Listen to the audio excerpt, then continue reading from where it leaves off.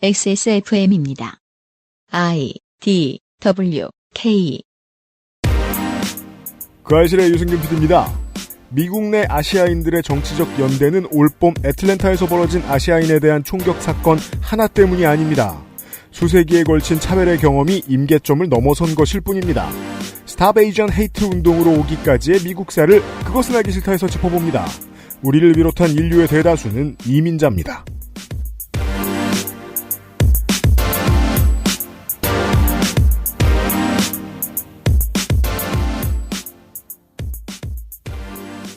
지구상의 청취자 여러분, 한 주 잘 지내셨습니까? 북반구 전체에 걸쳐서 비가 이상하게 많이 오는 곳들이 많이 있습니다. 수해 크게 입으시지 않으셨기를 빕니다. 그것은 알기 싫다 423회 목요일 순서 시작합니다. 윤세민 에디터가 있고요. 네, 안녕하십니까. 윤세민입니다. 서울은 찜통이고요. 저희가 있는 한강변은 그렇습니다. 네. 개 산책시키러 나갈 때 발 디일까봐 걱정스럽습니다. 신발 신기면 또 개가 싫어하죠. 적응을 하는 개가 있는데, 네. 못하면 어려워요. 고양이 양말 신기기를 하면은, 네. 결코 안 신어요. 그렇죠. 신기기도 힘들고. 네. 근데 어렵게 신기고 나면 반응이 너무 재밌어서 계속 신기고 있어요. 근데 그 반응을 한 2번 보면 미안합니다. 그렇죠. 얼마나 싫은지 아니까. 네. 글자 하나 0에서 1로 바꾸자니 드는 돈이 너무 많아서 그냥 2020 올림픽이라고 부르기로 한 2021년에 2020 도쿄올림픽 개막 주간에 그것은 알기 싫다 되겠습니다. 이것도 최초네요. 그렇죠. 네. 네. 스포츠 이벤트야 최초로 생기는 그 독특한 일들이 워낙 많았으니까 지난 1년 사이에 말이에요. 이번 주에는요, 한국에서 가져온 식자재로 음식을 해결하고 있는 대한체육회의 움직임에 대한 자민당의 참의원 사토 마사이사 의원의 후쿠시마 주민의 마음을 짓밟는 행위라는 발언이 한국에서는 가장 많이 회자된 말이었을 것 같습니다. 외교에서도 그런 말을 쓰는지 모르겠는데 저는 이거 가스라이팅 같다는 생각이 들었습니다. 가스라이팅 이렇게 하는 거 아닌가요? 한쪽에서는 그런데도 일본을 가느냐고 비난. 네. 다른 한쪽에서는 왜 상황을 이렇게 만들어서 제일 가까이 있는 일본도 못 가냐는 비난이 대통령한테 쏟아졌는데, 예측컨대 청와대는 이런 여론 때문에 고민을 한 것 같지는 않고요. 이번 청와대는 지난 청와대가 물려준 매우 무기력한 외교의 결과물을 이어받아서 뜯어 고치느라 무진 애를 먹었습니다. 전에 했던 약속을 뒤집는 그림을 만들 수밖에 없는 부담을 떠안았고, 결과적으로는 소재부품 장비 산업 경쟁력 강화 같은 좋은 사이드 이펙트도 있었지만, 네. 그래도 다음 정부한테 지금 형성된 적대적인 분위기를 계속 이어받게 하는 건 좀 곤란합니다. 저는 그래서 그 반응이 조금 재밌었어요. 뭐요? 번의 이야기인데. 네. 이제 우리가 이번 정권이 바뀌면서 몇 가지 합의를 뒤집을 수밖에 없었잖아요. 맞습니다. 일본에서는 저 나라는 정치가 불안정하다 라고 생각하죠. 우리나라에서는 저 나라는 자민당 독재다. 네. 그래서 이제 김석기 의원, 우리 용산 참사의 주범, 경주의 김석기 의원이 동의하고 온 거 아닙니까? 우리나라는 정치가 불안정하다. 네.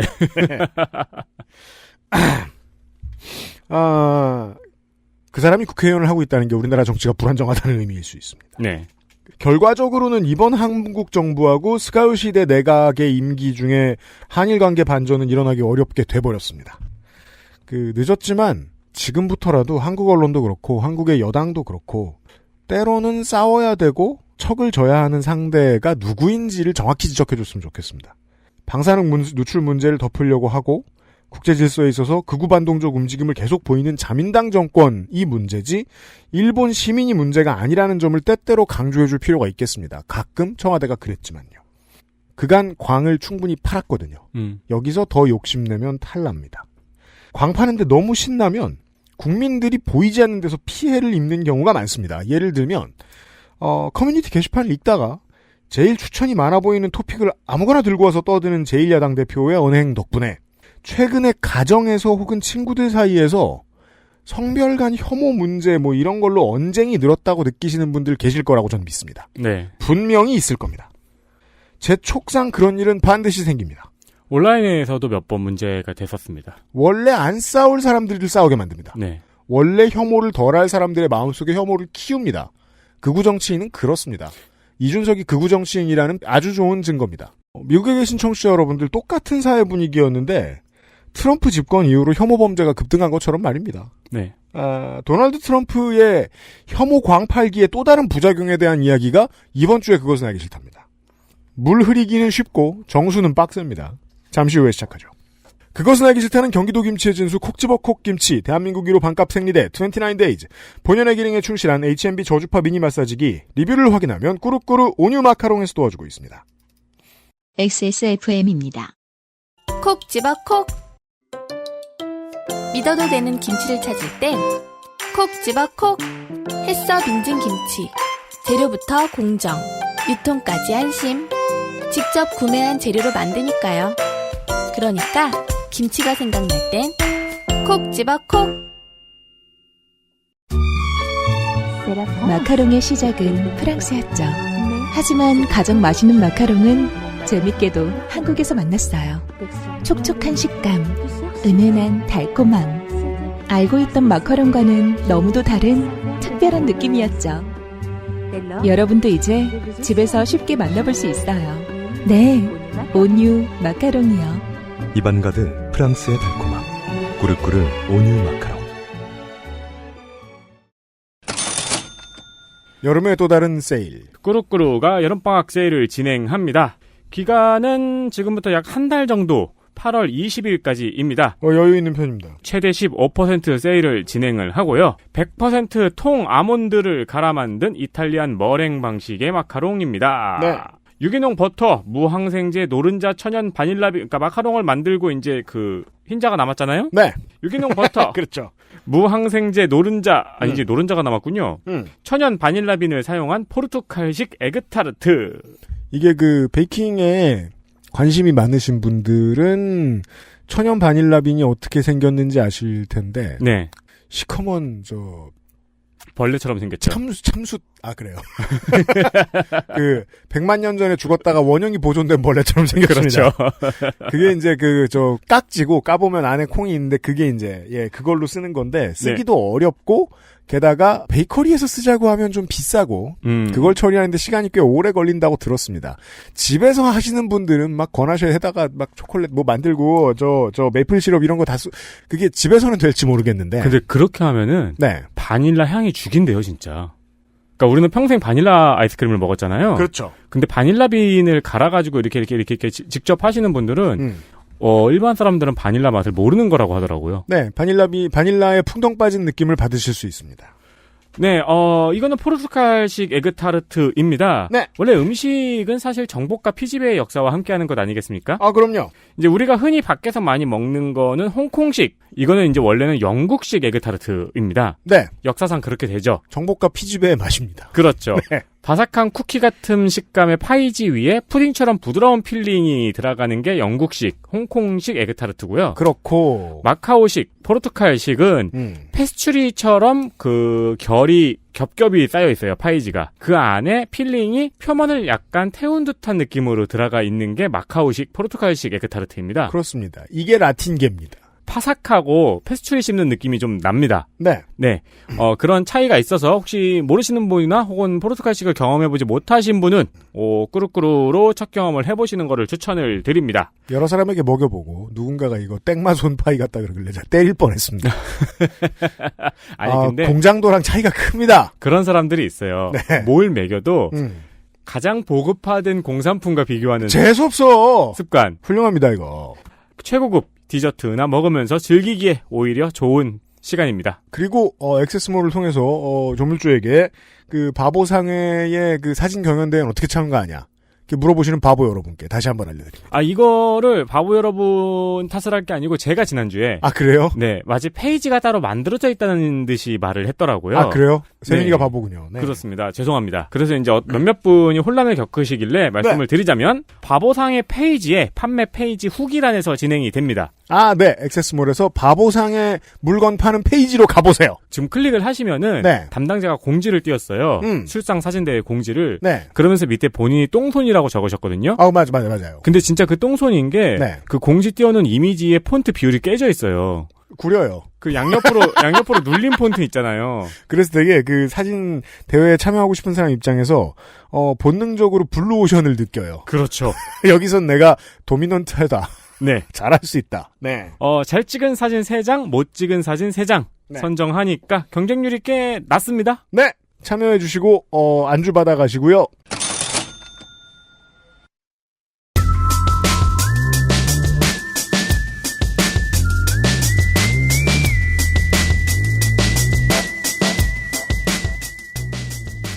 먼 나라, 이웃 동네. 나성통신.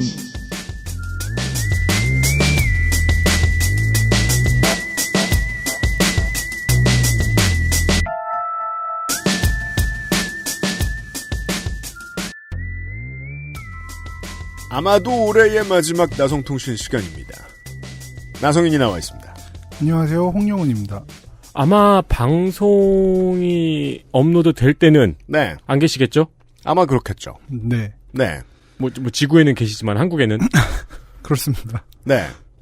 참고로 어느 날인지 밝힐 필요는 없습니다만, 나성인 나가는 주간에, 프랑스에서 누가 들어왔어요? 네. 겹쳐가지고 여러분들이 들으시게 되는 것 같고, 아마도. 바톤 터치 하면서. 네. 네. 나성인은 이제 집으로 돌아갑니다.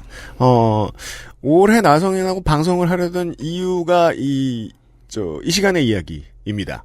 그 네. 전에 있었던 LA 동네 이야기하고. 네. 또 뭐였죠?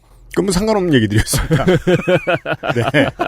중요한 얘기는 이겁니다. 네. 네. 오늘은, 미국에서 벌어진 아시안에 대한 혐오 범죄들과 이에 대항해서 아시안들은 물론 타인종까지 합세해서 싸워나가고 있는 스탑 아시안 헤이트 캠페인에 대해서 이야기해 보려고 합니다. 네. 국내라고 보도가 안 된 건 아닌데요. 사실, 우리 방송 청취자분들, 그리고 이제 외신에 관심이 많으신 분들, 그리고 이제 한국 바깥에 계시는 분들이 아니면, 이 인종 문제와 그것에 대해서 연대해서 싸우는 일들에 대해 관심이 거의 없습니다. 관심이 없으면 이상하게도 관심이 없는데 뉴스를 보죠? 그러면 트럼프식 이해를 하게 돼요. 트럼프식 이해는 참 다양한 게 있을 텐데 뭘까요? 구조가 중요해요. 누군가는 손해를 봐야 하지만 날 빼달라는 요구를 하게 돼요. 실제로 제가 소개시켜드린 한국계의 텍사스의 공화당 정치인이 했던 얘기 있었잖아요. 네. 네. 문제는 중국인이다. 한국인 빼달라. 네. 이런 식으로 얘기를 한단 말이에요. 네. 해외에 나가서 하루만 살아봐도 그런 소리 못하지만 하루도 안 살아봤기 때문에 그렇게밖에 이해가 머물러 있을 수도 있어요. 왜냐하면 내가 겪을 일이 아니기 때문에 평생 생각해보면. 네. 지금 한국에서 트럼프하고 똑같은 소리를 하는 사람은 이 인종 문제에 대해서 실제로 영향을 받고 손해를 보고 고민을 많이 해야 될 경우를 아마 죽을 때까지 경험하지 못할 가능성이 높아요. 그래가지고 더 답답합니다. 여기서는. 여기 앉아있다 보면은. 네. 제가 아시아계 미국인으로서 미국에 살고 있는데 이 스탑 아시안 헤이트 캠페인을 보는 게 어떻게 보면 되게 좀 놀라웠고 이런 일을 살다가 겪다니. 네. 역사적인 순간이었다라고 저는 생각을 했습니다. 근데 한국에서는 현상에 대해서는 많이 다뤄졌는데 네. 뭐 배경 이 총격 사건이라든가 뭐 이런 것들은 많이 다뤄졌는데 어떤 배경이 있는지 한국 미디어 업계 전체가 깊은 이해를 할 필요성을 못 느끼고 있어요. 네. 약간 뇌피셜로 같이 분노할 자격이 없다고 스스로도 아는 것 같다는 느낌이 들었어요. 그럴 수도 있고요. 있죠. 네. 그러니까 뭐 제가 여기에 굳이 많은 아시안에 대한 혐오 범죄들을 엄청 많이 있었는데 사실 그걸 제가 기사를 모아놨었어요. 네. 그런데 그걸 굳이 다 안 쓴 이유는 사실 그런 현상들에 대해서는 많이 보도가 됐고 그런 현상이 나오면 나올수록 이거를 타인종에 대한 혐오로 치환을 하는 경우가 많더라고요. 커뮤니티 내 반응이나 댓글 반응 같은 걸 봐도 뭐 예를 들면 때린 혐오 범죄를 저지른 인종이 라티노나 흑인이다 하면은 쟤네들은 맨날 차별받는다고 하면서 결국 혐오 범죄냐 이런 식으로 아예 인종차별로 인종차별을 인종차별로 되갚는 네. 그렇죠. 이런 걸로 가든가 아니면은 반대로 결국에는 중국이 문제다. 아까 얘기했던 세라김이라는 의원이 이야기를 했었죠. 맞습니다. 그런 식으로 해나가서 그런 게 아니고 이게 왜 정말 놀라운 일이고 앞으로 성과를 거둔 게 정말 기적적인 일인가에 대해서 생각을 해보려면은 이 역사적인 배경을 알아야 된다고 생각하는데 그런 부분에 대해서 짚어준 기사는 거의 제가 찾아보질 못했거든요. 옛날의 농담 중에서 뭐요? 그런 농담이 있었거든요. 내가 싫어하는 거 2개. 2위 인종차별, 1위 흑인. 그런 농담이 있었어요, 옛날에. 아, 네네네. 근데 지금 제가 보고 있는 커뮤니티의 반응이나 이런 걸 보면은 2위 인종차별, 1위 중국인이라고 하면은 이건 진짜로 이 농담이 아니게 현실에 돼 있더라고요. 지금 국내 커뮤니티 가보면 그렇게 생각하는 분들 되게 많잖아요. 네. 진지하게 내 앞으로 꺼내서 가까운 곳 내 책상 앞까지 꺼내서 자세히 뜯어보고 이거 어떻게 해야 되지라고 모두가 생각해 본 적 없는 문제를 처음 맞닥뜨리면 사람들이 일반적으로 처음 보여주는 반응은 원래 가지고 있었던 혐오, 자신의 흉한 것들을 드러내는 방식을 택해요, 보통. 예. 그동안 내놓고 싶었던 혐오를 어떻게 내놓지 하다가 새로운 문제거리를 보고 그 혐오부터 꺼내는 사람들이 너무 많습니다. 네. 이게 이제 긍정적으로 얘기할 것 같으면 문제를 해결하는 첫 번째 단계일 수도 있어요. 2단계쯤에서 이 이야기를 해보면 좋을 것 같습니다. 네. 스탑 에이전 헤이트에 대한 얘기입니다. 네, 스탑 에이션 헤이트 운동. 사실 최근에는 퍼시픽 아일랜더를 합해서 스탑 AAPI 헤이트 운동으로 더 많이 불립니다. 미국 내에서는 이제 이 AAPI라는 단어가 사회적인 이슈의 한가운데에 서 있습니다. 많은 사람들이 이 단어를 자주 쓰고 이해하기 시작했죠. Asian American and Pacific Islanders. 미국에는 미크로네시아 출신들, 태평양 출신의 인종들이 되게 많이 살고 있기 때문에. 많이 살고 있죠. 네, 그리고 그들이 다수를 이루고 있는 주도 있고. 그리고 이제 좀 미국에선 흔히 비저빌리티라고 하는데 단지 사는 것만 아니라 뭐 미디어의 노출 등을 통해서 이런 인종들이 많이 보이냐를 이야기할 때 사실 퍼시픽 아일랜더는 그 피지컬을 이용해서 이제 스포츠계에 많이 진출해 있고 네. 에이전들만큼 보다 많이 보입니다. 그 운동 스포츠계에서는. 네네네. 그래서 사실 이 중요한 한 축으로 자리를 잡고 있죠. 미국에서 지금 2010년대에 돈을 제일 많이 버는 연예인이 퍼시픽 아일랜더 헤리티지죠. 아, 더락. 드웨인 존슨이죠. 네. 더락 선생님은 제가 볼 때는 대통령 갈 것 같아요. 그니까 말이에요. 최소한 경선이라도 출마할 것 같아요. 경선 한번 저울질 해볼 것 같아요. 네네네. 네. 제가 볼 때 트럼프의 유산 가장 큰 게 칸예랑 더락이다. 네. 근데 그 둘이 경선에서 붙진 않을 거예요. 왜냐면 다른 당 나갈 거거든요. 근데 네. 미국 정치와 상관없이 하는 말이라서 너무 죄송스럽지만 네. 백악관에서 더와 그거 한번 하는 거는 보고 싶네요. 그거 하면 안 되죠. 당선되고 나서 우리 SNL에서 봤던 더락 오바마 당선되고 나서 취임식에서 아니 막 정상과의 통화에서 막 랄랄랄랄라 하면 안 됩니다. 네. 근데 어쨌든 AAPI라는 이 스탑 AAPI 헤이트라는 이제 단체 이름이기도 하고요. 네. 이제 여기서 이제 좀 조직화를 하려고 노력하는 단체인데 이제 많은 비영리 단체들의 연합체 같은 곳이고. 네. 근데 이 퍼시픽 아일랜더는 뭐 간단하게 얘기하면 태평양에 있는 섬나라에 사는 원주민들, 네. 뭐 사모안, 폴리네시안 뭐 이런 분들을 좀 더 넓게 포함하는 개념이죠. 그리고 그 중에는 이제 미국령들도 있고. 네. 예, 미국령이 되기 전후부터 이제 미국 대륙에 진출해서 살고 있는 사람들도 많고요. 네. 이 인종적으로나 문화적으로 좀 남아시아에 가깝기 때문에 같은 카테고리로 묶이는 것으로 알고 있습니다. 네. 그리고 이 퍼시픽에는 미국의 영토가 많고요. 네. 네. 이 스탑 AAPI 헤이트는 공식 홈페이지가 있네요. 네, 있습니다. 네, 다양한 언어로 증오 사건 신고를 받고 있고 네. 그리고 이제 다양한 그 보고서를 업로드하고 있네요. 좋습니다.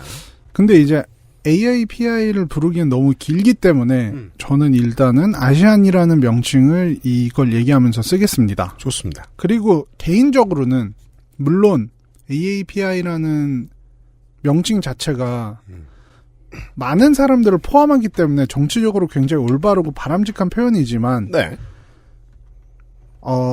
저는 이게 되게 운동의 중요한 부분이라고 보는데 부르기에 그리고 듣기에 좀 덜 섹시해 보이는 부분이 있어요. 불리하죠. 멀죠. 네, 확 네. 안 다가오는. 몇 발짝 멀죠. 그렇죠. Black Lives Matter랑 Stop AAPI Hate를 비교하면은 그런 느낌이 확 오죠. 네. 네. 그래서 어쨌든 저는 아시안이라는 표현을 계속 쓰겠습니다. 마치 국회의원이 우리나라의 국회의원이 출마를 했는데 공약이 세계 평화인 것 같은 느낌이죠. 네. 그렇죠. 너무 좀 범위가 넓은 느낌은 있죠. 네. 근데 아시안 차별에 대한 저항 운동은 지난 3월 미국 애틀랜타 조지아주 애틀랜타에서 벌어진 아시안에 대한 총격 사건 때문에 불이 붙기 시작해서 이젠 전 미국적인 문제로 확대됐습니다. 네. 하지만 이전에도 아시안 차별에 대한 저항이 없었던 것은 아니고 이런 저항에는 물론 배경이 있습니다. 이제 그런 배경에서부터 설명을 하고 가려 합니다. 좋습니다. 네. 사실 아시안 차별에 대한 이야기를 역사적 배경과 함께 설명하려면 20세기도 아닌 19세기 초반으로 가야 합니다. 네. 그때 이제 중국계 이민자들이 아시안의 미국 이민의 거의 시초라고 보통은 보는데 네. 기록에 따르면 이제 1810년대부터 중국인 이민자들이 있었다고 합니다. 정말 19세기군요. 네. 역사적으로 이민자들이 사회에서 존재감을 나타내는 것은 한참 후입니다. 이제 1800년대 중반 골드러시 이게 이제 캘리포니아에서 금광이 발견됐다는 이유로 대규모 이주가 시작됐는데 거기에 이제 많은 중국인 이민자들이 껴 있었다고 하죠. 네. 뭐 당연히 이민자로서 자리 잡기 힘드니까 새 출발을 하고 싶어서였겠죠. 그리고 이제 정말 사회적으로 이제 중국인 이민자들이 어떤 존재감을 나타내기 시작한 거는 대륙횡단 열차를 깔 때였습니다. 네. 이제 많은 중국인 이민자들이 대륙횡단 열차를 깔고 이제 캘리포니아를 이제 종단한 열차도 깔고 하면서 노동력을 제공하게 되는데요. 네. 그러면서 이제 노동력을 제공하기 위해서 많은 중국인 이민자들이 미국에 발을 들여놨습니다. 이 19세기 초반이라는 시간대가 우연이 아니군요. 네네. 네, 산업혁명 이후로 전 세계가 노동자를 필요로 하게 된 이유가 되는군요. 맞습니다. 그리고 이때는 중국인 이민자들이 사실 정말 싼 값에 부릴 수도 있었을 뿐만 아니라 어떤 시민으로서 그렇게 케어줄 부분이 많지 않았어요. 왜냐하면 그냥 남자만 홀홀 단신으로 와서 일만 했기 때문에 무슨 뭐 가족을 꾸리는 거에 신경을 써줘야 된다는 뭐 이런 부분도 없었거든요, 사실. 그냥 혼자 왔다. 네네네. 네. 청나라, 이제, 당시에 동아시아는, 이제, 시민의식은 성장을 하려고 하는데, 왕조의 형태는 그대로이고, 청나라의 쇠퇴기입니다. 1800년대 초반입니다. 네. 한국은 홍경래의 난 같은 거 있을 때예요. 정말로 이 시민의식과 이 정치가 맞지 않는, 레벨이 맞지 않는 수준에서 나오는 그런 사건들이 있던 시절. 네. 이민 같은 거 고려하는 사람들이 있을 수 있죠. 네. 네. 그래서 보통 이제 아시안 이민사의 시작점으로 대륙횡단 열차를 많이 이야기하곤 합니다. 네. 이렇게 제가 19세기까지 올라간 이유는 이민사의 시작과 동시에 아시안에 대한 차별이 생겼기 때문입니다. 당연하죠. 네. 이민은 차별의 시작입니다. 네. 왠지 모르겠습니다만. 사실 19세기만 해도 아시아는 이 서구권에서는 그냥 뭐 인종으로 치지도 않고 뭐 거의 가축처럼 생각하는 인식도 있었습니다. 뭐 차별의 실상은 이루 말할 수 없을 정도였을 거라고 생각합니다. 사랑으로 보지 않던 시절. 네. 네. 전에 제가 읽었던 책 중에서 그런 게 있었어요. 이제 러시아와 아시아의 국경 사이에서 이제 막 러시아 군인들이 국경 수비다가 네. 국경에서 이렇게 뭔가 농사를 짓거나 하는 중국인 뭐 한국인이 있으면은 그냥 이제 총으로 쏘곤 했대요. 옆에 있는 사람이 왜 멀쩡히 살아있는 사람 총으로 쏘고 그러냐. 그러면은 어차피 쟤네들은 영혼이 없기 때문에 상관이 없어. 이런 식으로 이야기를 하곤 했다고 해요. 어른들한테 그렇게 배운 거죠. 네네. 군인들이. 네. 네. 그럴 정도니까 이제 당시에도 미국에서 엄청난 차별에 시달렸고 특히 이제 대륙횡단 열차를 깔던 1800년대 중반은 아시안에 대한 차별에 극심했습니다. 이제 노동력이 필요해서 그들을 데리고 온 것은 뭐 부정할 수 없는 사실인데 그럼에도 불구하고 이들을 저열한 인종으로 몰아가고 있었던 거죠. 네. 근데 뭐 익숙한 얘기입니다. 네. 사실 대륙횡단 열차의 공사 자체가 워낙 힘든 것이었고 환경도 열악해서 뭐 노동 강도가 기록에 따르면 10km가 넘는 도를 하루에 400번 이상 옮기는 것이 뭐 일반적인 노동 강도였다고 해요. 그리고 또 이제 대륙 횡단 열차를 놓는다는 건 트레일블레이징 말 그대로 사람이 안 가본 길을 가는 일이잖아요. 맞습니다. 거기에 무슨 시설이 있겠습니까? 네. 제가 비 올 때 비 피하면 다행이지. 얼마 전에 제주도를 갔다 왔는데 네. 네. 근데 이렇게 오름길을 오르면서 네. 진짜 그런 생각했거든요. 여기 어떻게 이렇게 힘든 산행을 누군가 올라와서 막 길을 깔았다는 거잖아요. 그죠. 네. 그런 걸 생각하면서 막 올라왔거든요. 아, 나는 아무것도 안 지고 올라와도 이렇게 힘든데 어떻게 짐을 지고 올라오셨지 그랬는데 뭐 미국에 요즘에야 이제 그 장비도 많이 있고 그래서 공무원들이 편하게 하는 편입니다만 저도 무등산을 처음 갈 때 왜 무등산 처음 가면 광주의 반이 무등산인 것처럼 느껴지는데 들어가면 엄청 신식인데 가는 동안도 생각하잖아요. 처음에 이거 누가 길 어떻게 가지? 그렇죠. 예. 저는 그 생각을 가장 크게 했던 게 GOP에서. 아, 그렇구나. 그래서 이걸 누가 깔았지? 그러면 뒤에서 이제 이제 부소대장 막 이런 사람들에게 뒷짐지고 올라오면서 삼천교육대 이러면서 올라가고 그랬어요. 아주 어릴 때 아무것도 모를 때는 이 산의 중간에 이제 매점 주인들. 네.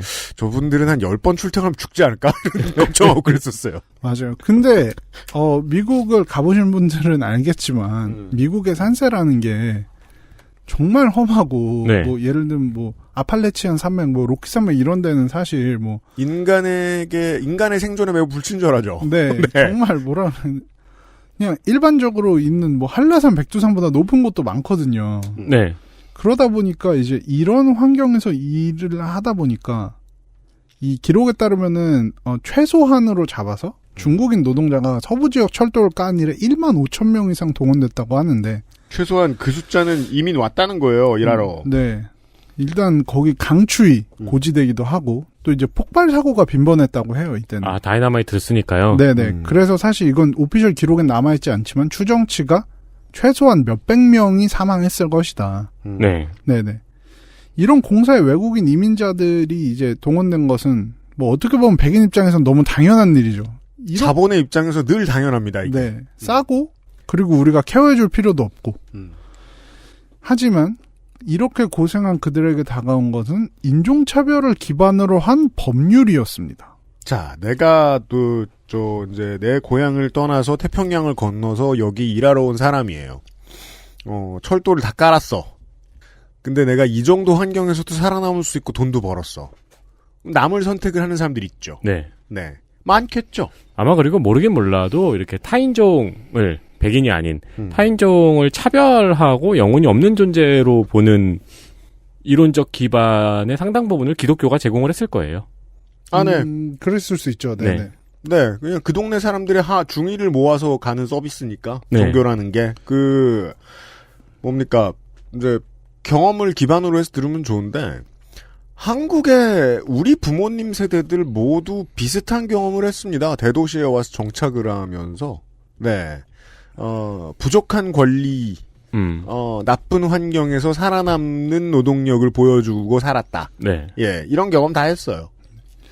근데 제일 심하죠, 이게. 그렇죠. 당시에 중국인의 이민을 아예 금지하는 것은 물론 중국인을 나라에서 내쫓는 법이 제정됐습니다. 네. 미국민의 힘 같은 당이. 네. 이게 Chinese Exclusion Act라는 법인데요. 악명 높은 Chinese Exclusion Act. 일단 법 이름 자체가 중국인 제외법 이런 거니까 그냥 대놓고 신기하죠. 하는 거예요. 네. 근데 이게 1870년대부터 꾸준히 차별이 있어왔고 이제 그게 점점 심해지면서 안티 차이니즈라는 일종의 운동처럼 퍼져나가서 이런 법이 생길 수 있는 기반이 됐던 거죠. 이 법은 지금도 아시안 차별의 상징처럼 여겨지고 있습니다. 왜냐하면 미국의 법 역사상 특정한 인종의 이민을 금지하는 그리고 인종을 내몰려는 처음이자 마지막 시도이기 때문입니다. 그렇죠. 왜냐하면 사실 목적은 나빠도 법 이름을 이렇게 짓진 않잖아요, 보통. 그쵸. 그러니까 예를 들어 중국인을 내쫓는 법을 짓는다고 해도 어느 나라에서 이제 법을 자국 영혼 수호법 이런 식으로 짓지. 네. 중국인을 내쫓는 법 이렇게 짓진 않잖아요. 국가안전법 이런 식으로 짓겠지. 그렇죠. 그렇죠. 네. 그리고 예를 들면 어떤 트럼프도 사실 행정명령을 통해서 막 이민을 막으려고 막 안간힘을 썼었는데 특정한 국가를 찝어서 하진 않았어요. 그죠. 다 깠지만. 네.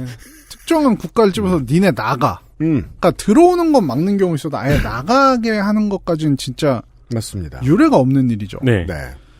이 법은 당시 모든 중국인 이민자들이 미국 시민이 되는 것을 철저히 금지했고 합법적으로 이민을 해서 미국 시민이 됐다 해도 미국을 떠났다가 다시 들어오려고 하면은 허가를 받아야만 들어올 수 있게 했습니다.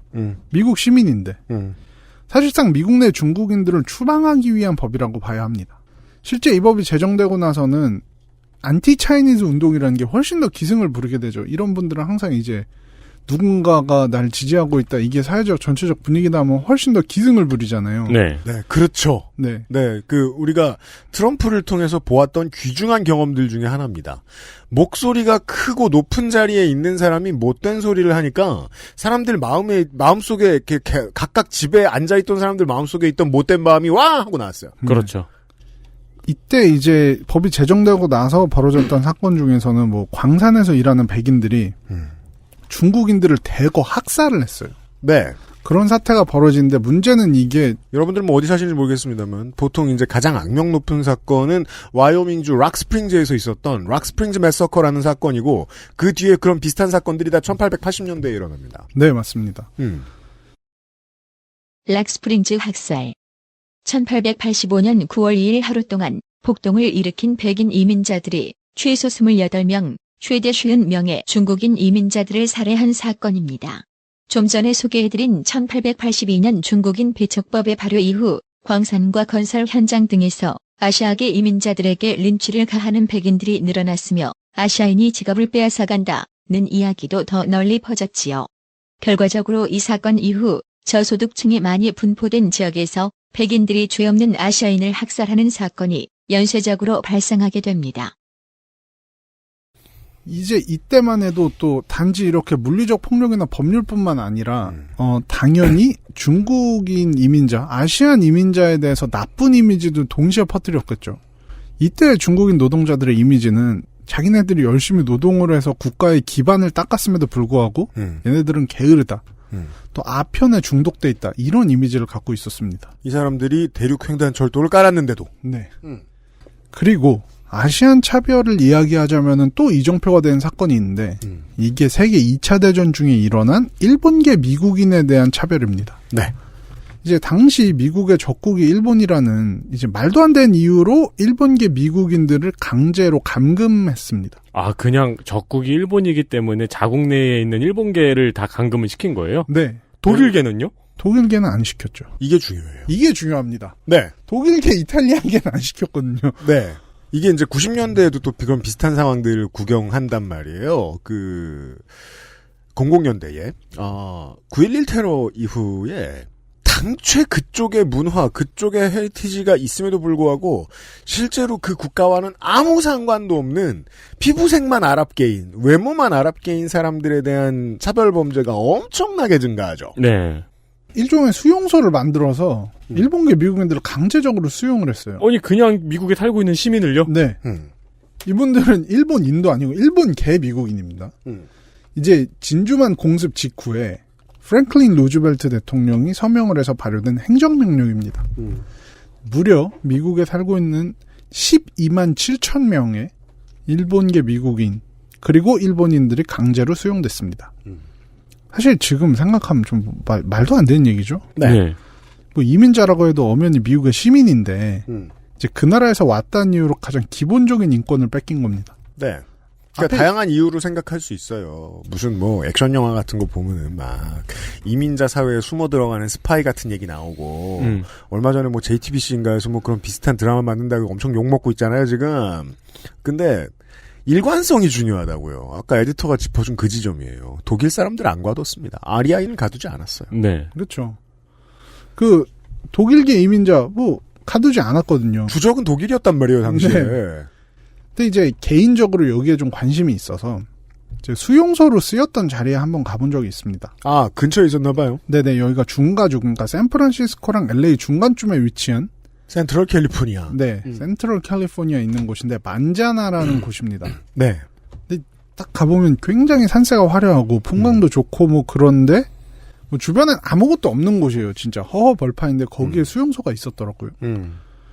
뭐 수용소에 있는 사람들은 이런 화려한 산세가 보이지 않았겠죠. 그럼요. 근데 이제 가봐도 사실 지금 별게 없어요. 그냥 터만 남아있고 뭐 건물이나 이런 것도 없는데 이제 당시 생활이 어땠는지 사진 자료가 조금 있습니다. 근데 이게 뭐 독일의 그 유태인 수용소 같이 척박한 환경은 아니고 뭐 내부에서 댄스 파티도 하고 농구도 하고 이제 뭐 나름 뭐 즐기면서 사셨던 거죠. 근데 일단 수용됐다는 것 자체가 그렇잖아요. 네네 말이 안 되는 일이니까 뭐 그냥 인종차별 그냥 인종차별이란 말로도 부족한 정도의 사실 인권 침해죠. 네네. 그게 그래서 더더욱이 이제 20세기 중반에 온 유럽이 이제 남아프리카의 아파르테이트 문제를 막아서기 위한 외교적 노력을 하고 있을 때 미국 내에서 그런 논쟁이 있었다는 얘기를 들었어요.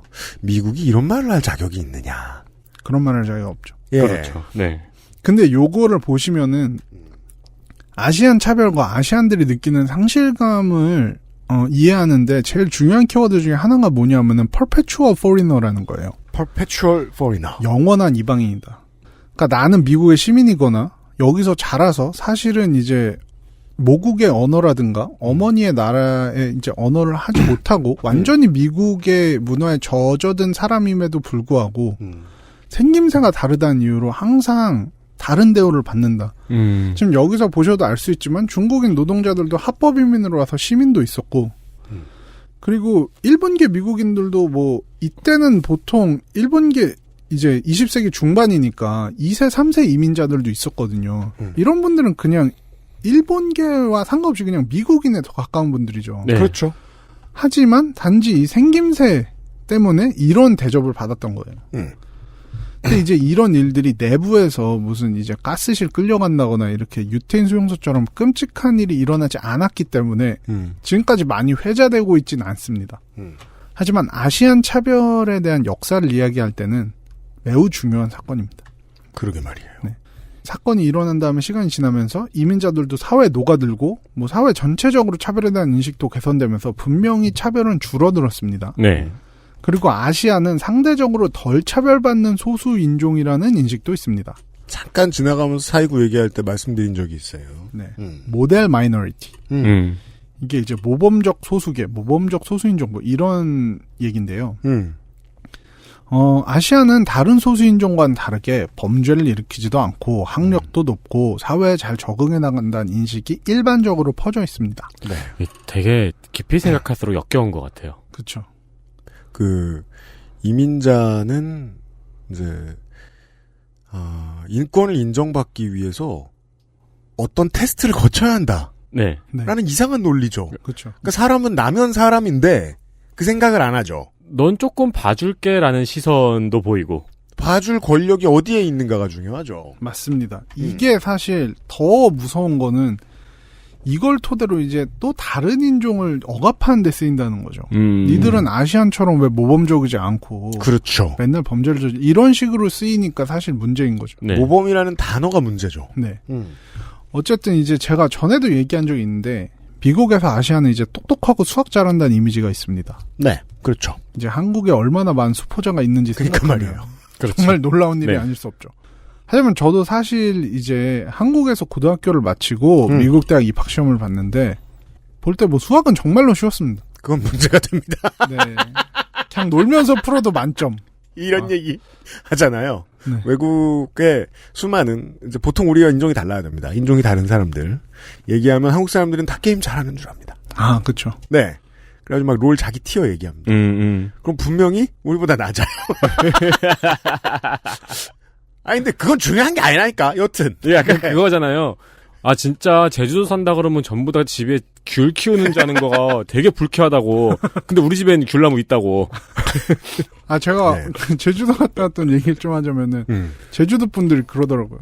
겨울에 귤을 사 먹으면 인덕 없는 사람이라 그런 얘기가 있대요. 제주도에. 제가 겨울에 한 달 살이를 했는데 가는 곳마다 제발 귤 좀 가져가 달라고 다들 귤 속에 파묻혀서. 제가 그때 대학 입학 시험을 본 게 뭐 워낙 오래전이니까 자세히 기억은 안 나지만 이제 기초적인 분수 문제 같은 게 막 대학 입학 시험에 나오니까 아 이게 막 실화인가 하면서 이제 사진을 막 찍어놨었어요. 네. 한국어로 치면은 뭐 제일 어려운 문제는 고1 수준 정도 되는 것 같아요. 뭐 미분 적분 이런 건 당연히 나올 생각도 안 하고. 변별력 없었겠네. 네. 네. 근데 놀랍게도 이제 변별력이 있는 거죠. 미국 사회에서. 그렇죠. 근데 물론 한국에서도 이제 수학 문제를 풀려면 국어를 잘해야 한다 뭐 이런 얘기 있잖아요. 네. 뭐 당연히 영어를 잘해야 풀 수 네. 있긴 하지만 어쨌든 미국 사회에서 말하는 수학 잘한다의 기준이 이제 한국과는 좀 다르다는 걸 알 수 있죠. 네. 그래서 이제 아시안들이 이런 이미지를 갖고 있는 걸 수도 있습니다. 근데 알고 보면은 이런 이미지들이 나중에 만들어진 프로파간다에서 온 것이라는 것도 꽤 놀라운 사실입니다. 이 얘기를 좀 들어보죠. XSFM입니다. 다른 슬림 제품에 비해서도 얇아요. 근데 흡수력은 되게 좋네요. 예민한 피부인데 트러블도 안 생기고 착용감도 참 좋아요. 저는 이제 이것만 쓰려고요. 합리적인 당신의 선택. 29 days. 야, 여기! 패스! 운동할 때, 휴식할 때, 이건 뭐야? H&B? 마사지기. 콕 집어 콕. 좋은 원료를 쓴 김치를 만들 시간이 없을 땐 콕 집어 콕. 배추, 무, 고춧가루, 생강, 전부 국산. 다시마, 홍합, 표고버섯도 아낌없이 쓰죠. 그러니까 김치가 생각날 땐 콕 집어 콕.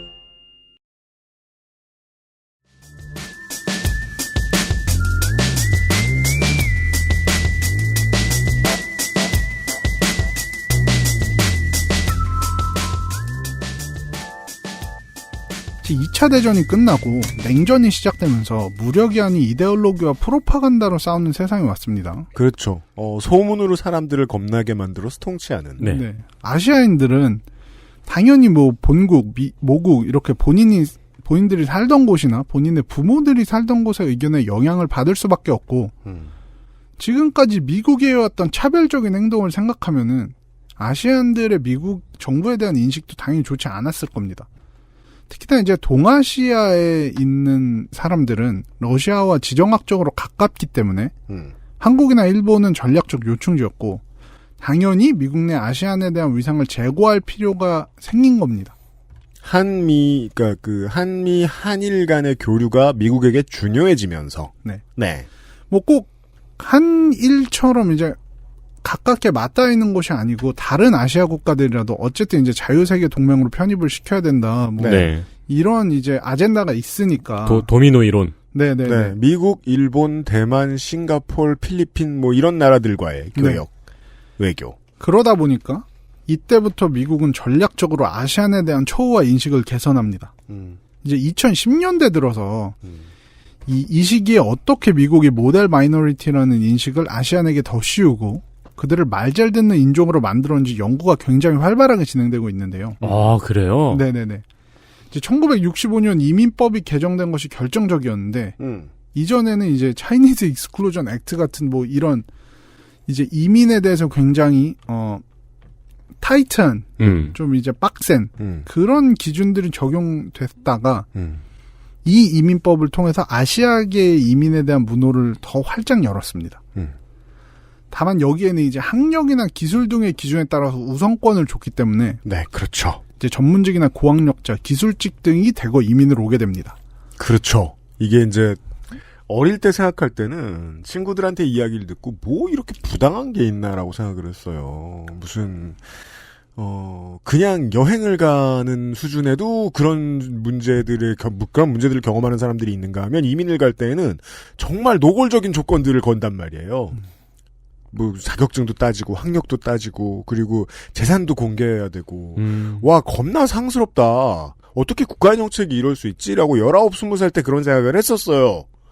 지금은 나이 먹으면 당연하게 여기시는 분들이 많지만 중요한 건 그러면서 자격을 갖춘 높은 허들을 넘어간 사람들이 미국 시민이 됐다는 거예요. 그렇습니다. 아시안 인종의 외모를 한 사람들 중에. 취업하듯이 했어야 됐네요. 그렇죠.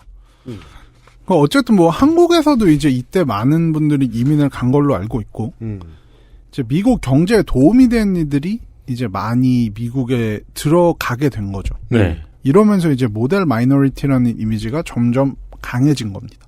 7, 80년대생 아이들이 그러니까 뭐 LA 삼촌, 고모 뭐 이런 사람들 보면 다 공부 잘하는 사람들. 그렇죠. 아. 형제 중에 똘똘한 사람. 미국 같죠. 그런 사람들만 이민을 허용해 주니까 모델 마이너리티가 된 거군요. 맞습니다. 이걸 이제 메리트 시스템이라고 미국에서는 부르는데 이제 그 사람의 능력이나 학력이나 이제 재산 정도를 보고 선별적으로 이민을 받아들이는 제도 이런 게 이제 존재를 하고 있었던 거죠. 네. 근데 이런 이미지 때문에 상대적으로 다른 인종보다 차별을 덜 받는 것처럼 보이지만 여전히 아시안에 대한 차별은 상존하고 있습니다. 오바마 시절이었던 제가 2014년경 정도로 기억이 나는데 뉴욕타임즈에서 아시아계 미국인들을 인터뷰하는 동영상을 게재했습니다. 거기서 이제 아시아계 이제 뭐 유명한 분들도 있고 그냥 일반인 분들도 있고 뭐 얘기를 하는데 뭐에 대해 얘기하냐면은 네. 본인이 가장 최근에 길거리에서 들은 인종차별적 언사에 대해서 이야기를 하는 거예요. 이제 불명의 사람들에게 들은 거죠. 그랬는데 이제 가장 많은 건 이제 뭐 니네 나라로 돌아가라. 이제 그렇죠. 사실 이런 분들은 이런 얘기가 가장 좀 서글프죠. 네. 왜냐하면은 우리나라는 여기인데. 심지어 이제 뭐 심지어예요. 날 때부터 LA에 살았어 내가. 네. 고향이 여기야. 네. 뭐야 그럼? 어릴 때 같이 놀았던 형이 캐나다에 이민 가서 살고 있는데 자영업을 하고 있어요. 거기서 한 10년 넘었죠.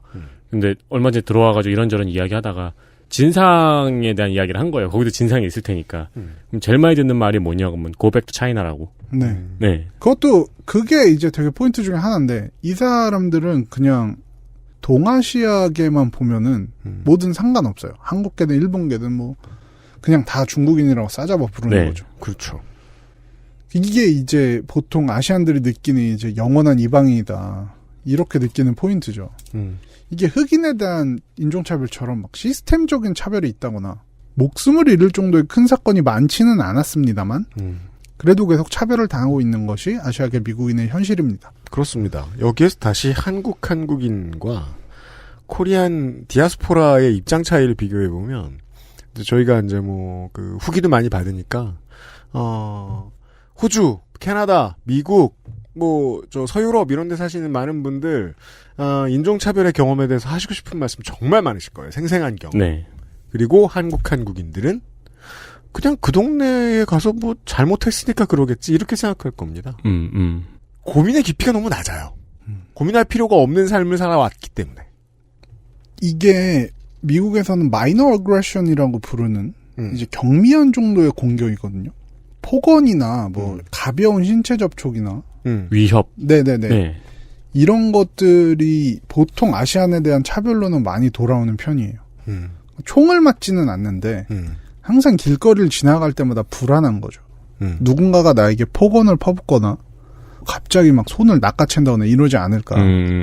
어쨌든 이게 아시아계 미국인이 항상 이런 불안함을 가지고 있을 수밖에 없는 것이 현실이죠. 이 위와 장 건강이 크게 안 좋겠네요. 네. 백인들에 비해서 평균적으로. 근데 이런 상황은 트럼프 시대에 들어오면서 더 악화됩니다. 그럼요. 네. 트럼프 시대의 아시안에 대한 차별은 기본적으로 트럼프가 중국에 대해서 대립각을 세우면서 악화됐습니다. 2차 대전 같은 말도 안 되는 상황이죠. 네. 미국에 있는 아시아인 시민들, 중국 공산당 지도부하고 무슨 상관이라고? 전혀 상관없죠. 오히려 미국에는 그 중국 공산당 정부가 싫어서 오신 분들도 많거든요. 그렇죠. 자유를 찾아서. 근데 트럼프가 중국을 주적처럼 설정하고 이제 강도 높은 발언을 이어가면은 일반적인 사람들 안에서도 이제 중국에 대한 혐오가 커지는 거예요. 중국에 대한 혐오가 커지면은 이는 아시안 전체에 대한 차별로 돌아옵니다. 물론 저도 중국의 자본을 가지고 세계에 부리는 폐악에 대해서 모르는 바는 아닙니다. 미국 시민들이 제일 잘 알아. 네. 그리고 이제 제가 본업으로 일하는 업계에서도 워낙 중국이 폐악을 많이 부리는 업계이기 때문에 그렇죠. 놀라운 나라예요. 네. 네, 자본을 가지고 전 세계를 위협하고 있는데 공산당 일당 독재인 나라. 그렇죠. 그렇죠. 그래서 중국 정부에 대해서 비판적인 견해를 가지는 것은 충분히 이해를 해요. 하지만 사실상 중국과는 전혀 상관없는 아시안들도 트럼프의 대중국 발언이 수위를 넘나들 때마다 일상에서 당하는 차별의 강도가 세질 수 있다는 두려움에 떨게 됩니다. 야, 과하게 얘기하면은 미국에 사는 아시안들은 외출하기 전에 트럼프의 트위터를 한 번씩 확인했어야 되는. 진짜 그런 조금 과장 못해서 그럴 수도 있어요. 정말. 네. 내가 원희룡 도지사가 싫다고 해서 제주도에서 태어난 내 친구들을 싫어하면 안 되잖아요. 네. 아침에 일어났는데 트럼프가 이런 발언을 했다 그러면은 출근길을 걱정해야 되는 상황이었던 거잖아요. 그럴 수 있죠. 저희 북에는 다 경북 사람들이거든요.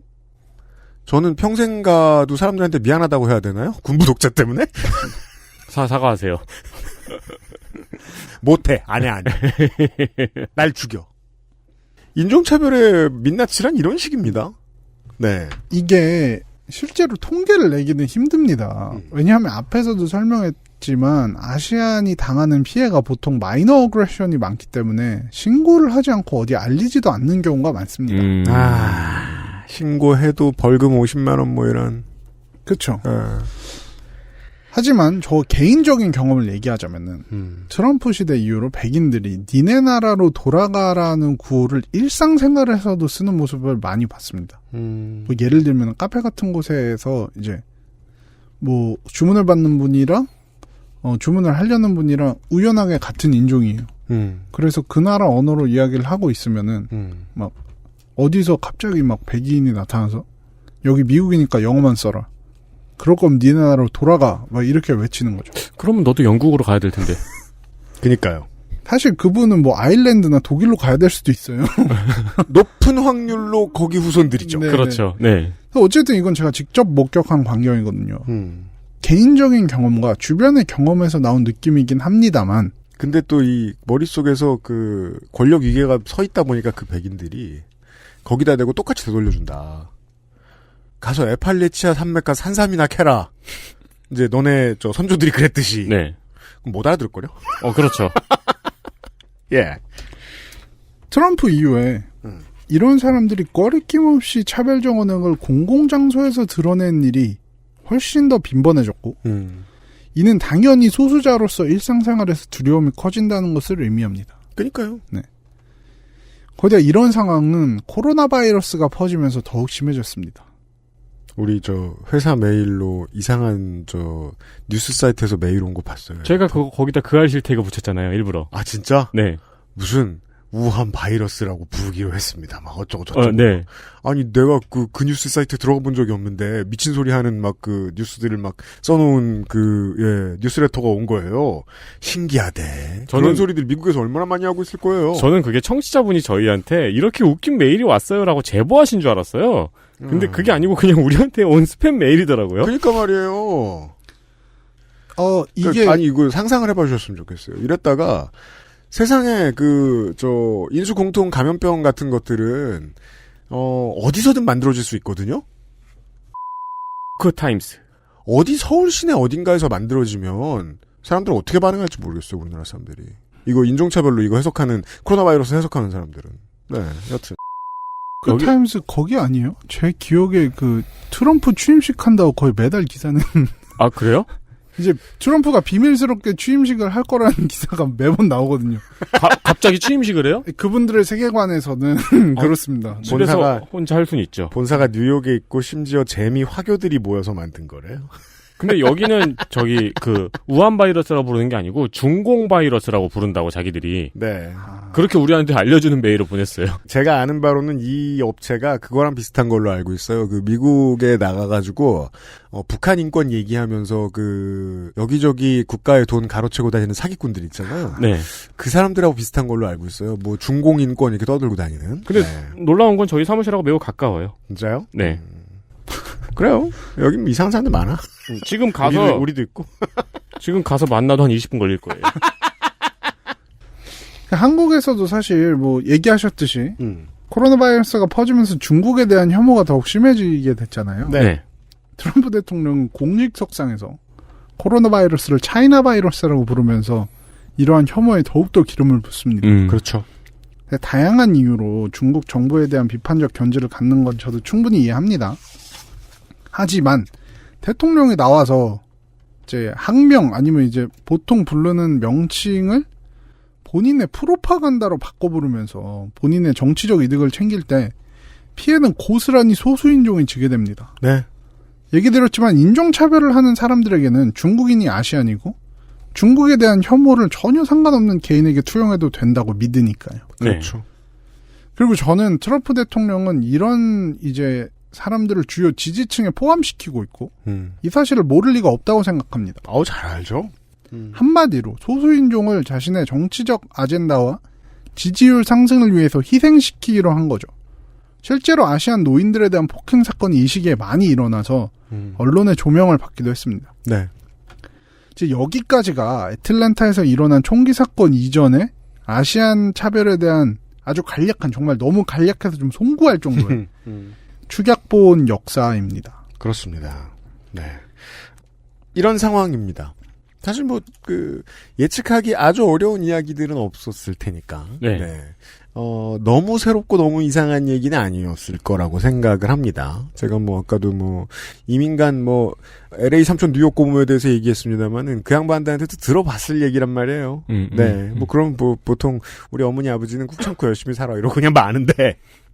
그때도 나쁘다고 생각하는데 다시 생각하니까 진짜 나쁘네요.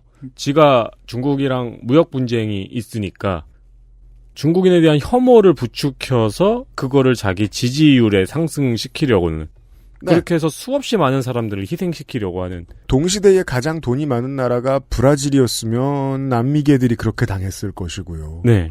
러시아였으면 러시아계들이 그렇게 당했을 겁니다. 그러니까 제가 살면서 본 가장 광범위한 범죄가 아닌가 싶은 생각도 드네요. 아마 몇십 년 뒤에 남아공이라든가 나이지리아 같은 나라들이 경제 대국으로 떠오를 거란 말이에요. 네.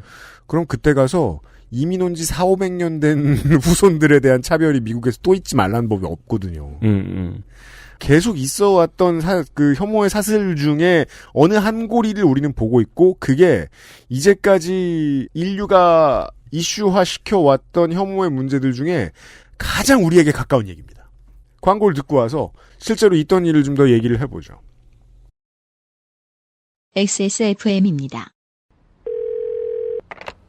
지금 어디야? 너네 집 앞. 달콤한 순간은 꾸룩꾸룩 온유 마카롱. 저 선수 저러면 통증이 상당할 것 같은데요. 운동할 때, 휴식할 때, 이건 뭐야? 알찬비? 마사지기. 100% 국내 생산, 유해물질 무첨가. 품질은 그대로, 가격은 절반. 까다롭게 챙겨 잘 만든 생리대. 세상의 반을 위한 반값 29 days.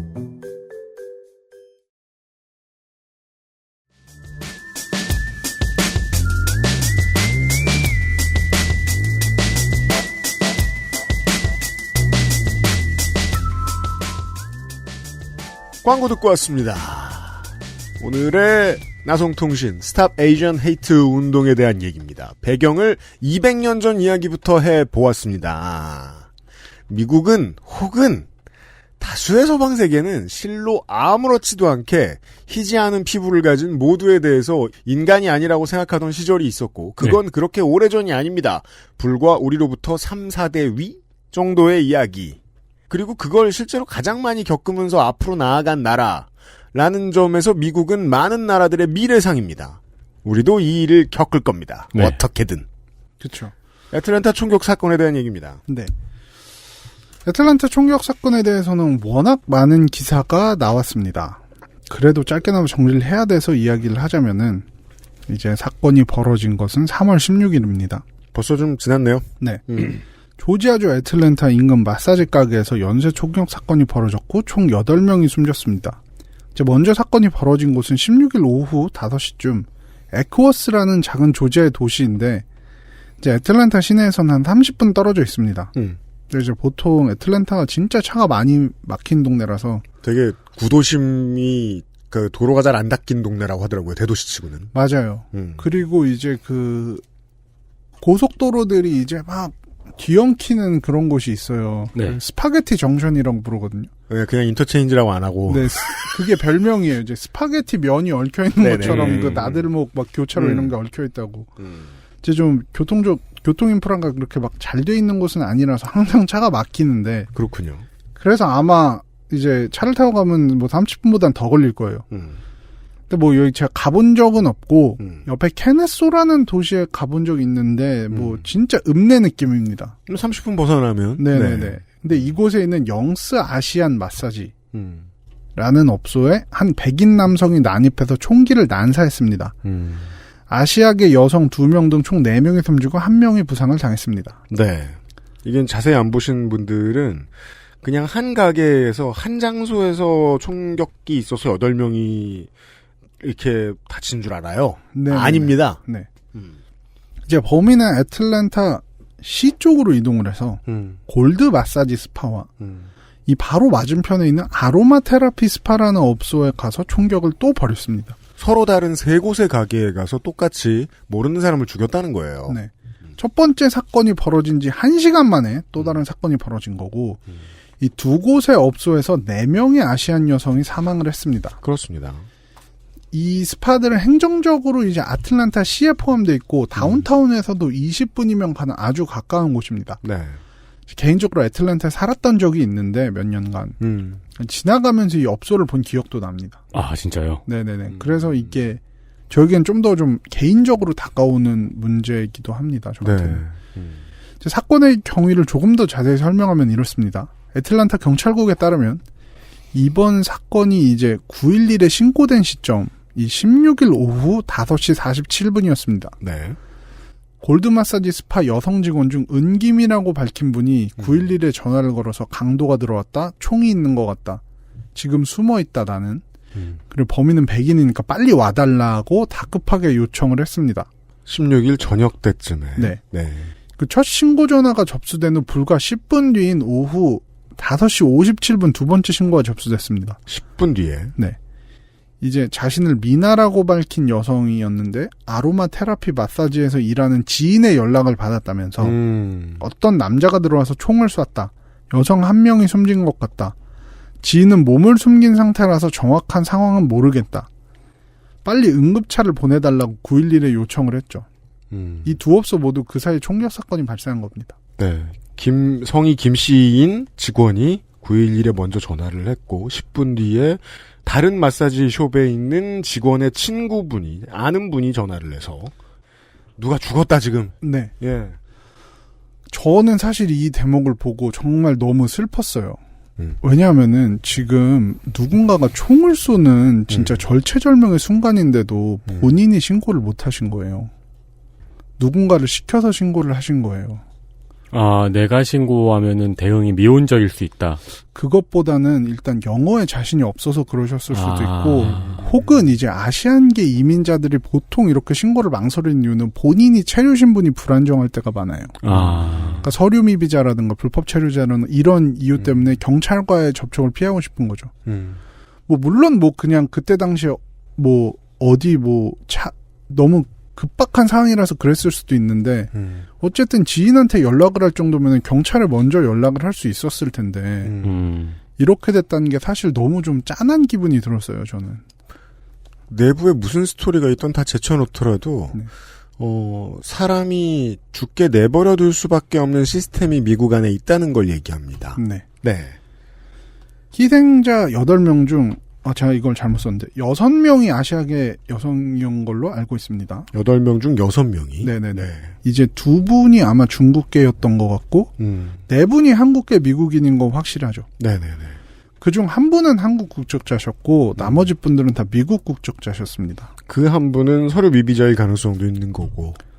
뭐 영주권자였다는 얘기가 있는데 뭐 확실하게는 모르겠어요. 근데 어쨌든 이제 희생자들의 구체적 나이와 이름을 저는 여기서 다시 한번 밝히고 싶은데요. 왜냐하면 희생자의 신원이 나오고 스토리가 알려지기 전까지 너무나 많은 중상모략가 루머들이 있었습니다. 이분들을 깎아내리려는 그런 시도가 정말 많았어요. 뭐 이분들이 성매매를 진행했다, 뭐 불법 체류자다 이런 얘기들이 가장 많았습니다. 우리 뭐 옛날에 고향 저유소 풍등 사건 네.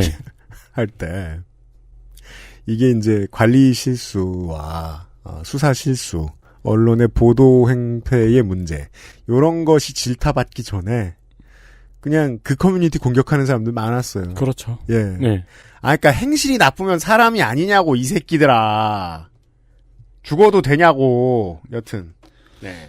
이제 해당 업소는 이제 골드 스파랑 이제 아로마 테라피 마사지 여기는 2010년대 초반에 성매매 단속에 적발된 일이 있긴 합니다만 네. 이후에는 성매매를 하지 않았다는 것으로 압니다.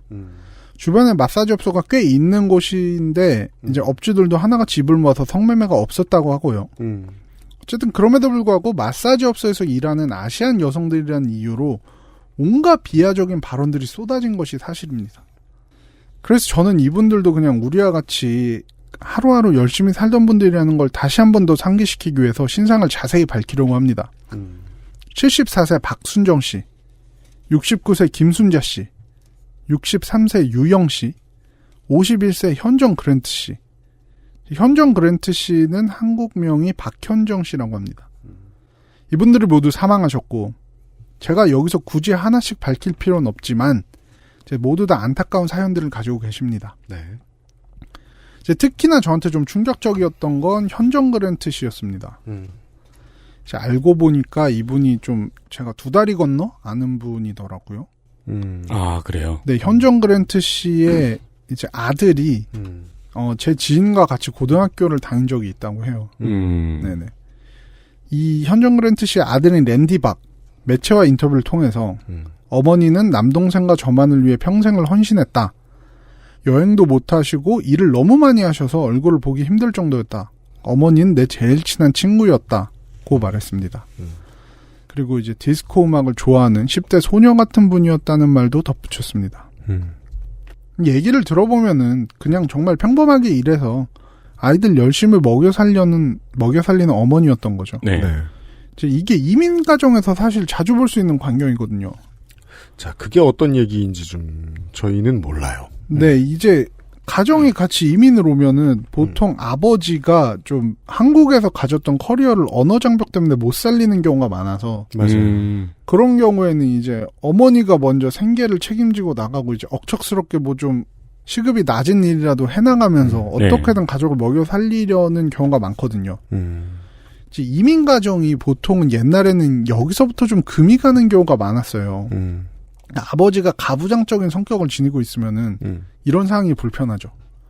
그리고 이제 아이들도 본인을 지켜줄 것 같던 아버지가 미국에 와선 영어를 못하니까 아이들에게 의지를 하는 상황이 옵니다. 그렇죠. 아버지는 자존심이 무너지는 상황을 스스로 허용하기가 좀 힘든데 그래서 방황하게 되고 능력을 못 보여주게 되고 근데 매일같이 돈은 들어가고 그래서 어머니가 생업전선에 뛰어들고 가정 내부에서의 분위기가 많이 안 좋아지고 네.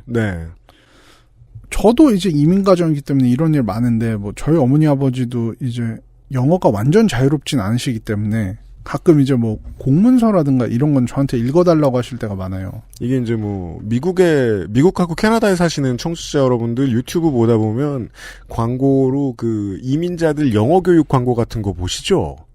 한국에서는 절대 볼 수 없는 광고입니다. 미국에서 영어를 가르쳐? 근데 되게 열심히 해요.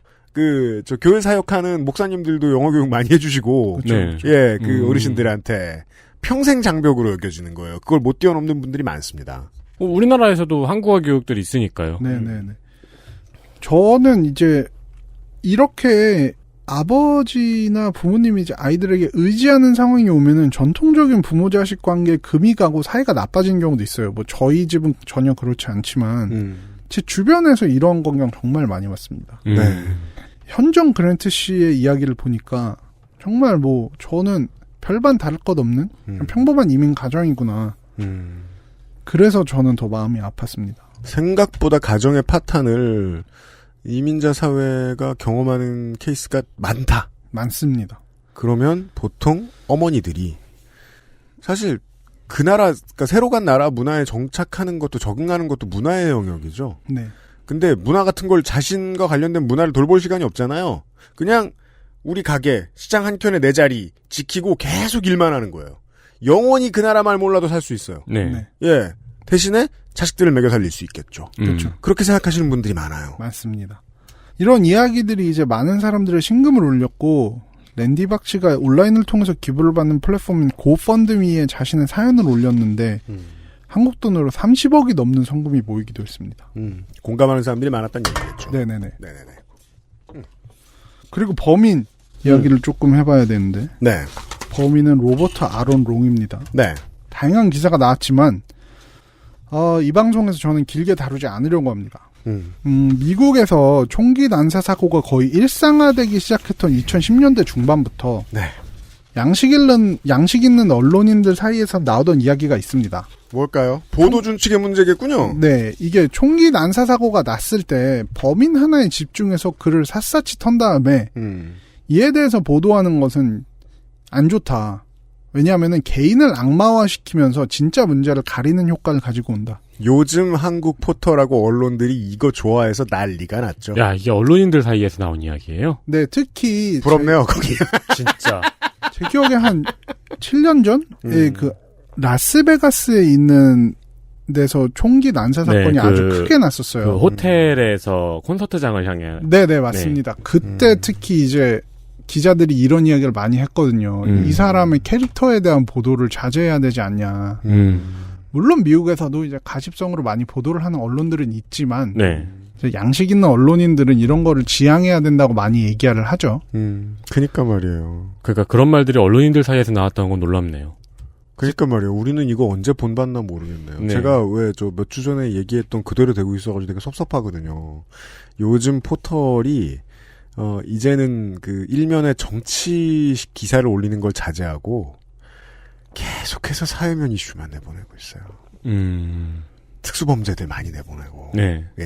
개인을 악마화시키는 거. 특수범죄에 대한 보도 과열이 언젠가부터 신압으로 그렇게 된 거겠지만 너무 심해졌어요. 사실 제일 먼저 달려가서 그 1번 댓글 달고 배댓대는 사람들하고 한통속이에요. 그 사회 전체가 반성해야 되고 나아져야 될 문제를 아예 뒤로 밀어놓고 네. 한 몇몇 사람들을 악마화시키는 것으로 오늘 하루를 평온하게 보내고자 하는 노력.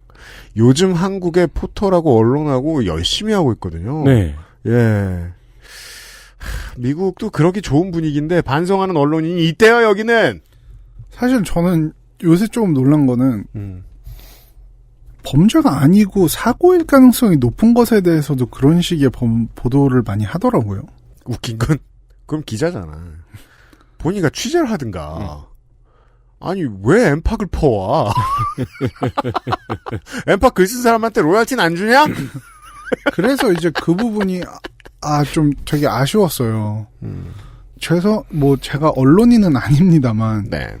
최소한 저라도 이제 개인을 악마화시키는 가십성의 보도는 하지 말아야 된다고 생각을 합니다. 네. 그도 시스템의 일원이니까 어떤 영향받은 사람이니까요. 네. 로버트 아론롱 왜 이런 범죄를 저질렀는지에 대해서 집중하고 그가 어떤 사람인지 이야기를 계속한다면 그러니까 보통 이런 게 있으면은 막 정말 어린 시절부터 파잖아요. 그죠. 그러니까 우리는 무슨 사고 나면은 그 사람 어린 시절까지 다 알게 되잖아요. 네. 기사 제목만 봤는데. 네.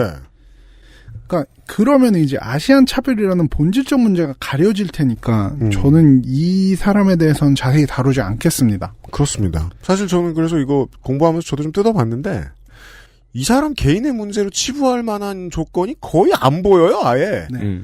그 소셜에 올린 글들도 많이 유명해졌어요. 사실상 트럼프가 하는 얘기 답습하는 소리 많이 하거든요. 네. 사회 결과물이에요. 네. 이 혐오 범죄는. 그리고 이 사람이 가지고 있던 혐오는. 어쨌든 이 롱은 범행 직후 달아났습니다만 3시간 반이 지나서 오후 8시 30분쯤 체포됐습니다. 네. 이것도 어떻게 보면 좀 아이러니한데 현대 투싼 차량을 타고 도주하는 장면에 CCTV를 입수해서 체포를 한 겁니다. 그러면 또 이제 심심한 사람들이 댓글로 싸웁니다. 이건 한국 차다. 중국 차다. 아니다. 한국 차다. 아니다. 이거 공장 애리조나에 있다. 그래서 투싼이다. 싸웁니다.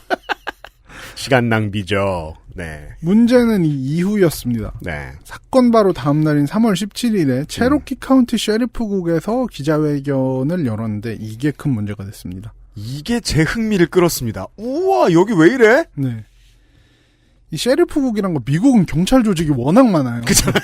그래서 되게 헷갈리실 수 있는데 현장에서 서로 다른 경찰들이 인사하는 걸 영화에서 많이 보실 수 있죠. 아이고 이번에 쟤네가 하나? 막 이러면서 그렇죠. 이제 우리가 하나? 내 구역이야! 소리 지르고. 근데 이제 셰리프국은 보통 좀 도시 외곽에 있는 지역에 이제 경찰일 때가 많아요. 네.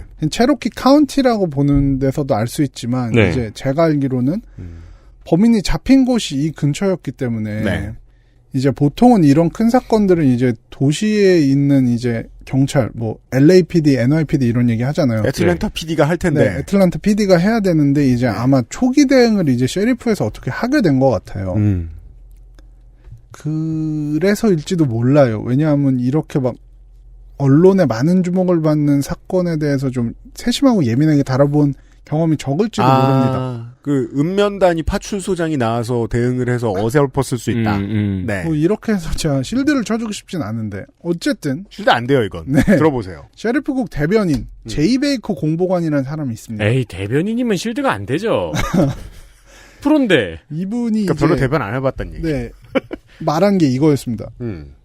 롱은 로프 끝에 매달려 있는 것처럼 거의 막장에 처한 상황이었으며 그에게는 나쁜 날이었다. 좋지 않은 하루였다.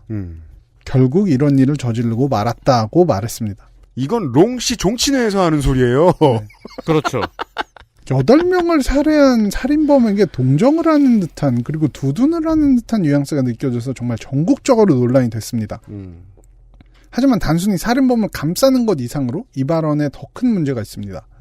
바로 인종 혐오에 대한 부분이 빠져 있는 겁니다. 그렇죠. 그게 왜 인종 혐오냐? 그냥 걔가 미친놈이지. 네. 베이커 공보관은 이어서 롱이 섹스 중독증이었다고 밝혔습니다. 그로 인해서 자신이 출입했던 장소들을 없애고 싶다는 유혹에 빠졌을 것이다라고 말했습니다. 이것도 범인 편에 서서 말하고 있죠. 네.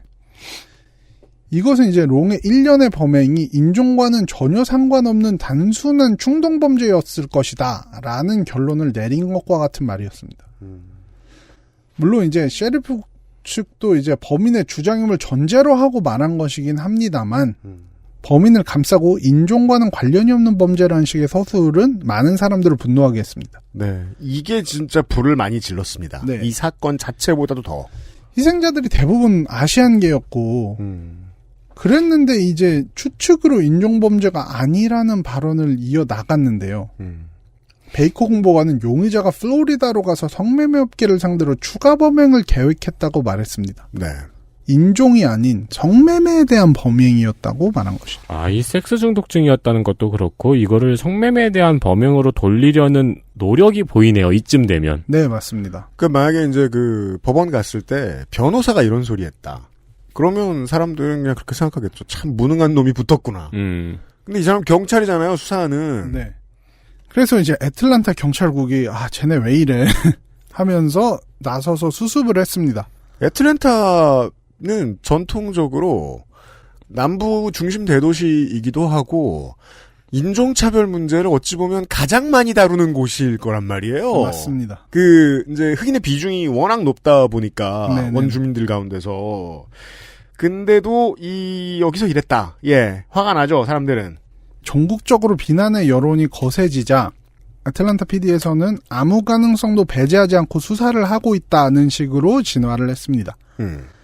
사실 이게 아시안에 대한 인종범죄로 인정되는 것은 단순히 커뮤니티의 분노에 관한 문제는 아닙니다. 왜냐하면은 조지아주에서 2020년에 증오범죄 처벌법이 제정됐기 때문입니다. 그렇군요. 네, 중범죄의 경우 중오범죄로 인정될 경우 최소 2년 이상의 징역형이 추가됩니다. 형이 추가되는군요. 네. 단지 피해자가 특정 인종이라고 이 법이 자동으로 적용되는 것은 아니고 수사기관이 증오범죄를 입증할 수 있는 특별 보고서를 제출해야 된다고 하는데 그렇죠. 백인이라고 다 2년 이상 더 때려버리면 안 되잖아요. 네. 네. 이러한 상황에서 수사기관이 범인을 잡은 지 하루 만에 인종범죄가 아닐 수 있다는 식의 언급을 하니까 아시안 커뮤니티는 부글부글 끓어오른 겁니다. 아, 그럼 이 셰리프국에서 증오범죄라는 사실을 배제하고 있다는 뉘앙스를 풍긴 거네요, 일부러. 네. 그러니까 이 면 파출소에서 사실 파출소보다 조금 높은 단계겠습니다만 한국엔 그런 게 없으니까 네. 이 면 경찰서에서 범인을 잡았어요. 유치장에 하루 잤죠. 다음날 이런 소리를 했다는 거 아니에요. 그렇죠. 수사를 안 하고 이런 소리를 했다는 거예요. 따라서 본능에 있는 어떤 말을 했다고 해석할 수밖에 없어요. 네. 아. 그래서 이제 베이커 공보관은 이 사태에 대한 책임을 지고 업무에서 배제됐으며 면직. 네, 셰리프국 측도 이제 범행의 중대성을 무시하려는 것은 아니었다는 성명을 발표했습니다. 허둥지둥 수습했다. 네. 자, 여기까지가 관심을 가지고 보셨다면 우리가 저 같은 한국 사람은 그냥 봐서 알고 있는 정도의 이야기입니다. 그 넘어서의 이야기를 내일 다시 정리를 해보겠습니다. 나성인 수고하셨어요. 네. 수고하셨습니다. 저희도 여기까지 하고 물러가죠. 내일 이어서 이야기해드리도록 하겠습니다. 유승균 PD와 윤세민 에디터였습니다. 안녕히 계세요. XSFM입니다. I, D, W, K